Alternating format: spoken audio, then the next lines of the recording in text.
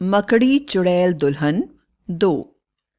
धर्मेंद्र की पिछले जन्म की पत्नी मकड़ कन्या अब इस जन्म में धर्मेंद्र से विवाह करने के लिए आई तो धर्मेंद्र ने मना कर दिया।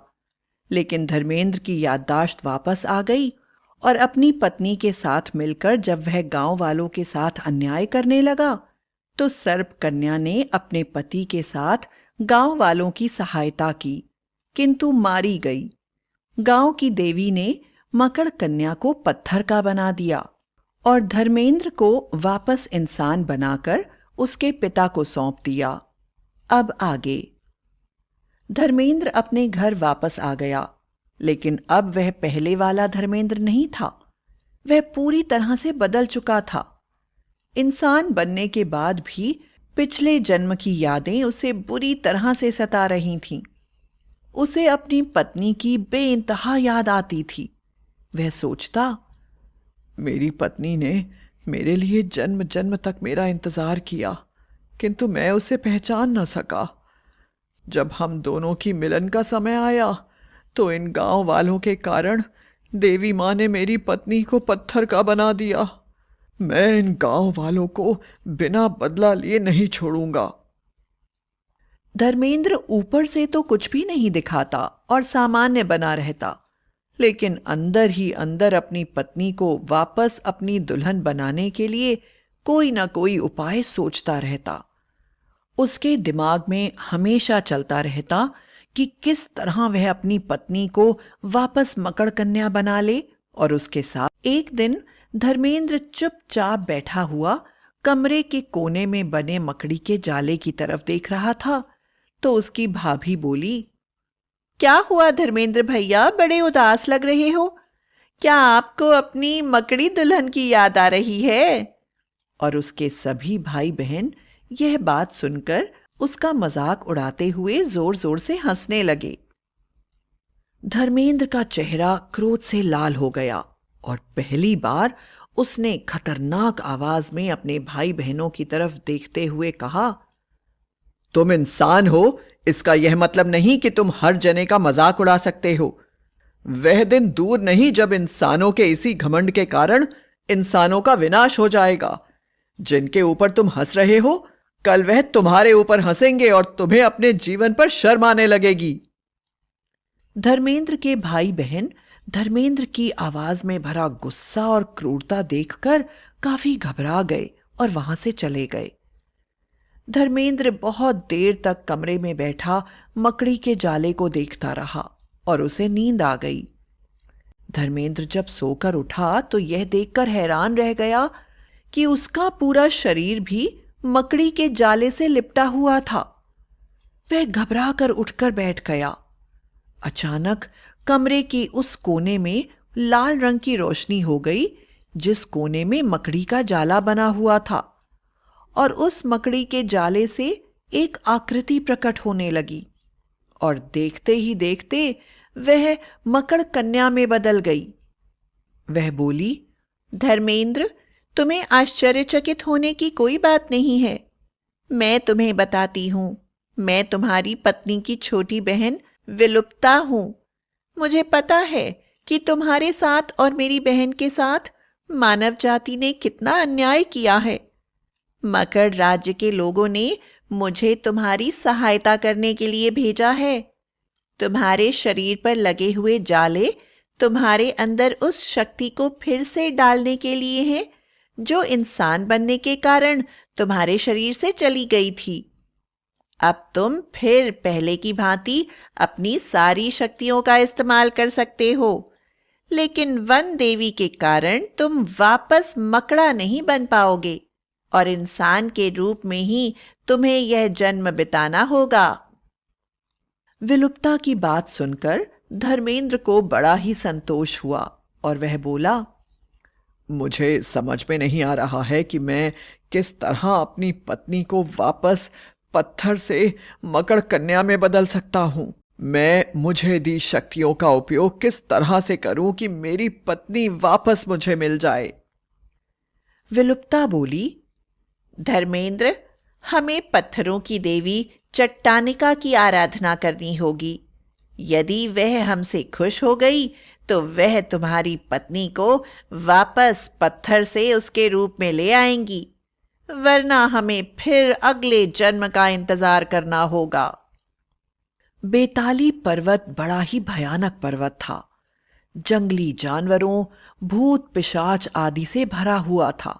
साधारण मनुष्य वहां पर पैर रखने के बारे में भी नहीं सोच सकता था। धर्मेंद्र और विलुप्ता के पूरे शरीर पर भयानक बिच्छू, जहरीले सांप उन्हें काटकर स्वयं ही मर गए थे, पर उन्हें कोई असर नहीं हुआ था। कुछ ही दूर पर उन्हें एक कंकाल खोपड़ी के आकार का बड़ा सा मंदिर नजर आने लगा। वह चट्टानी देवी का मंदिर था। मंदिर के चारों तरफ पत्थरों से बने हुए भयानक चेहरों वाली मूर्तियां रखी थीं, जिनकी आंखें जीवित इंसानों की तरह चारों तरफ देख रही थीं। धर्मेंद्र और विलुप्ता को मंदिर परिसर में पैर रखते देखकर वह सभी पत्थर की मूर्तियों के होंठ हिलने लगे और वह भयंकर रूप से चिल्लाते हुए कहने लगीं, चले जाओ यहां से, यहां कोई नहीं आ सकता। यह चट्टानिका देवी का इलाका है। अगर एक कदम भी आगे बढ़ाया तो तुम पत्थर के बन जाओगे और युगों तक तुम्हें पत्थर का ही रहना होगा। तुम चट्टानिका देवी की आज्ञा के बिना आगे नहीं बढ़ सकते। उनकी बातें सुनकर विलुप्ता और धर्मेंद्र वहीं रुक गए। विलुप्ता जोर से बोली, हम यहाँ चट्टानी देवी की आराधना करने आए हैं। हमें उनके आशीर्वाद की जरूरत है। हम उनके घोर भक्त हैं। जब तक माँ हमें दर्शन नहीं देंगी, हम अपने शरीर का एक एक अंग काट कर माता को बलि चढ़ाते रहेंगे। माँ को हमें दर्शन देने ही होंगे।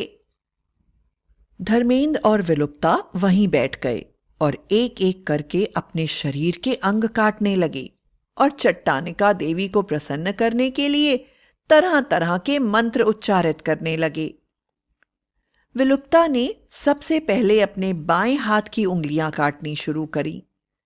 वह हर मंत्र के साथ सामने जलाए गए हवन कुंड में अपनी एक एक उंगली की बलि चढ़ा रही थी। उसने अपनी सारी उंगलियों की बलि चढ़ाने के बाद अपने पैर की उंगलियों की भी बलि चढ़ा दी। चारों तरफ उसका रक्त फैल रहा था। आखिरकार विलुप्ता ने अपना सिर भी काटकर अग्नि में चढ़ा दिया, पर माता प्रकट नहीं हुई। अब बारी धर्मेंद्र की थी। धर्मेंद्र ने पैरों की बलि दी और जोर से जमीन पर गिर पड़ा। वह दर्द से तड़प रहा था, लेकिन उसने अपनी पूजा करनी नहीं छोड़ी और अपना बायां हाथ भी हवन के हवाले कर दिया।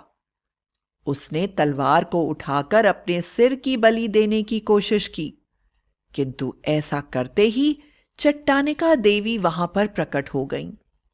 उनका भयंकर रूप देखकर धर्मेंद्र बुरी तरह से डर गया।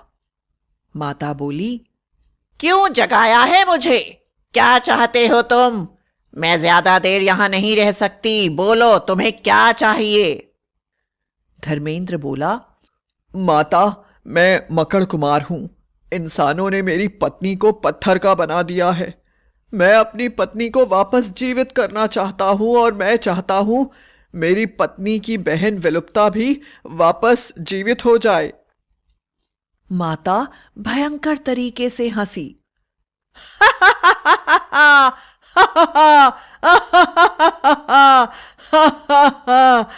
तुम लोग स्वर्ग मांग सकते हो, धरती मांग सकते हो, लेकिन तुम रिश्तों में फंसे रहते हो। खैर, मैं तुम्हारी तपस्या से प्रसन्न हुई हूं, इसलिए तुम्हारी सभी इच्छाओं को पूरा कर दूंगी। तुम विलुप्ता के शरीर के सभी टुकड़े करीने से एक साथ रख दो। मैं उसे जीवन दान दे दूंगी और फिर विलुप्ता के बाएं अंगूठे से निकलने वाले खून को अपनी पत्नी के शरीर पर लगा दो। वह वापस जीवित हो जाएगी, किंतु इसके बाद मैं दोबारा नहीं आऊंगी। धर्मेंद्र ने जल्दी जल्दी विलुप्ता के शरीर के टुकड़े एक दूसरे के पास रख दिए और टुकड़ों को साथ मिलाकर विलुप्ता का सिर रखते ही विलुप्ता फिर से जीवित हो गई।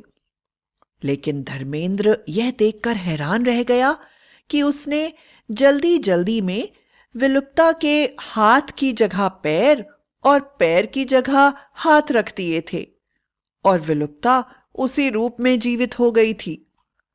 अब वह अपने हाथों से चल रही थी और उसके पैर आसमान की तरफ ऊपर उठे हुए थे। वह बड़ी ही भयंकर नजर आ रही थी और कभी अपने पैरों से और कभी अपने हाथों के सहारे से चल रही थी और बार बार कह रही थी, इंसानों को अपने दुस्साहस का परिणाम जरूर मिलेगा, कोई नहीं बचेगा। धर्मेंद्र विलुप्ता को लेकर जल्दी जल्दी उस जगह पहुंचा जहां उसकी पत्नी पत्थर की शक्ल में खड़ी हुई थी।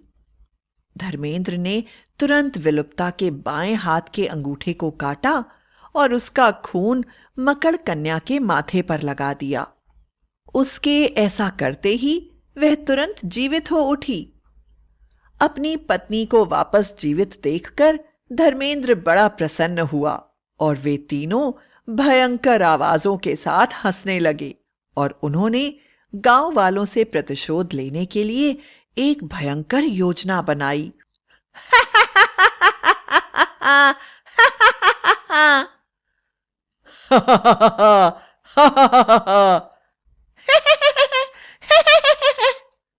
गांव वालों से बदला कैसे लिया, उनकी योजना क्या थी, यह जानने के लिए देखिए कहानी का अगला भाग।